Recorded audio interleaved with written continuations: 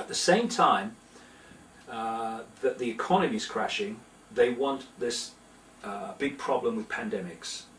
They also want a war. They want a war involving Europe, North America, Russia and China, because they want a massive global problem, many global problems, global warming's into this mix as well, which will allow them to offer the solutions to get the world out of the chaos they're creating on so many fronts. And that solution will be world government, world army, world central bank, microchip population, single currency and all the rest of it. Incidentally, this week the president of Russia held up a coin which he called the single currency. Really? Talked about a world single currency. There's a picture on my website of it. So we're moving in these directions very fast, and they want to bring this about now as fast as they can, and to speed it up they're going to up the ante of the problems.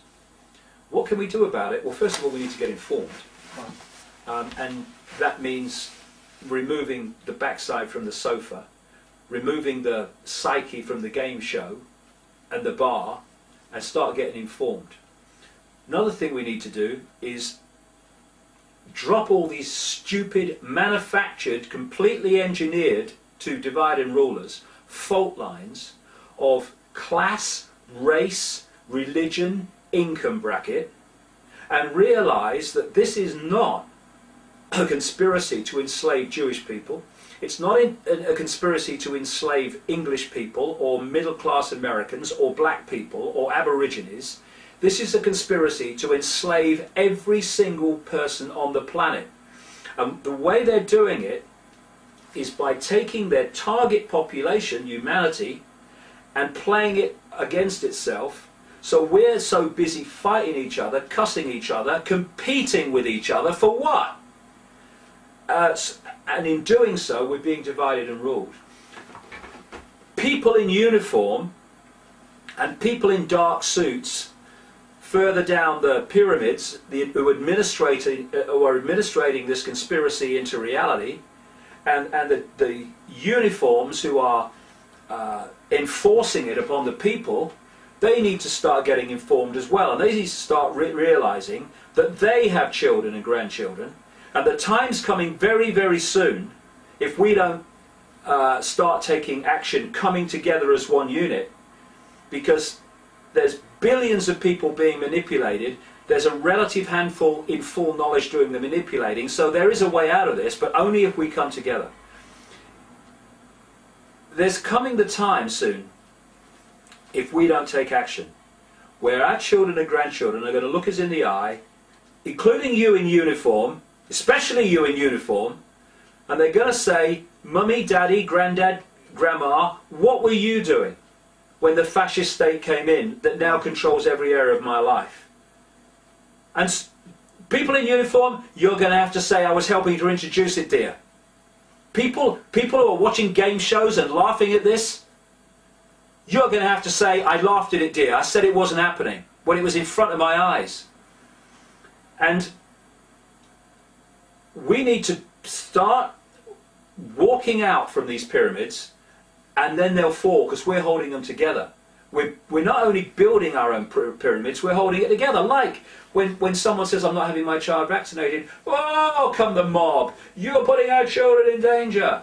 Divide, rule, we're policing ourselves. You know, I've been talking for years about the analogy of the humanity as the sheep with the sheepdog and the shepherd. But we've gone further than the sheep. You know, at least the sheep need a sheepdog symbolizing fear to keep them in line. We keep ourselves in line. We force it through ridicule, condemnation and all the rest of it. Anyone who speaks outside the norms, those that are enslaved and programmed by the norms, then turn on them. I tell you what's a brilliant analogy of it. It's like people sitting in a prison cell, and when someone tries to open the door, the other prisoners go and stop him. That's what we're doing. Right? That's what the humanity is doing. And we need to become conscious. Now there are people, and it is starting to happen, but it needs to happen faster, and it needs to happen with more people. I've been a barometer for this because when I famously started talking about it and other things, I got mass ridicule. But I've seen it change. I've seen it change. I've seen more and more people who would have laughed at it in the past go, just by the power of their own experience. Yeah. You know, this is not in some time over the rainbow. This is unfolding before your eyes now. Just look at it. And people are awakening. They are starting to get involved. And they are starting to come together. We just need it quicker, and we need more people. And it's in our hands, just still, emphasis on the just, to start bringing an end to this and start bringing it down. But if we wait much longer, then we are going to live in an Orwellian state in which every area of our lives is monitored, every area of our lives is controlled, where our children are taken away from us and run and controlled by the state. You see, you noticed one of the great scandals, the great horrors that is going on in Britain and other countries now, is that social services, acting in ways that, I don't use this word very often, it's far, far overused, but acting in ways that are sheer, undiluted evil, are taking children away from loving parents for the most extraordinarily ludicrous reasons. Pathetic reasons. Yeah. Evil reasons. And they're then taking these children through secret family courts, which the media can't attend. And no juries. No juries. And they are more and more taking children away. Now, I've been talking about this and writing about this for a long time. This whole agenda for taking your children away from parents. More and more parents are facing penalties and fines if they don't do what the school says or they don't do what the government says. And this process of taking children away. One woman, just as an example, and it's not rare anymore, one woman just joked with a social services moron that having a child, which they clearly loved, and they'd spent $38,000 on fertility treatment to have, a joke, oh yeah, the birth ruined my figure. They took her children away. They took her children away, and they're still not there. Even mainstream newspapers like the Daily Mail are now starting to report this, and the numbers that are being affected. It is absolutely extraordinary what's going on. Do you know the name of that one, so we can Google it, or anyone's watching? Well, I could find it, and okay. you could give it to them. I'll put it in my article. Yeah.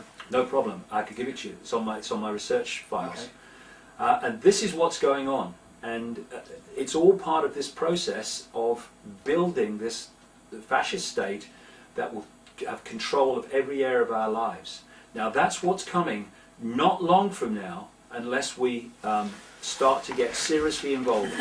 And even down to the fact that there are concentration camps around the world now.